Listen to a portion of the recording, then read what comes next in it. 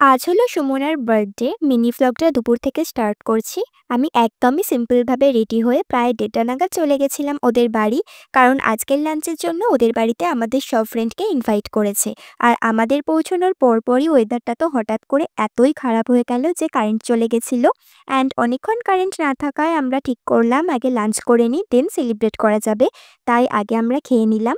আর এখানে সুমনা লাইট না থাকার জন্য তো রেডি হতেই পারেনি। আমাদের লাঞ্চ করার পরপরই কিন্তু ফরচুনেটলি কারেন্ট চলে এসেছিল। দেন সুমনা রেডি-সেডি হয়ে নিল। আর ওর কেকটা তো খুবই প্রিটি ছিল, সাথে ওকেও খুব সুন্দর লাগছিল দেখতে।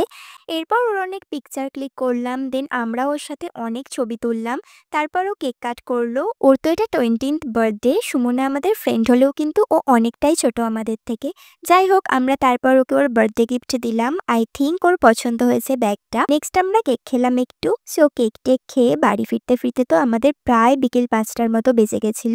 সো এইভাবেই কাটলো ওর বার্থডেটা। দেখা হবে অন্য কোনো একটা ভ্লগে। ততক্ষণের জন্য টাটা।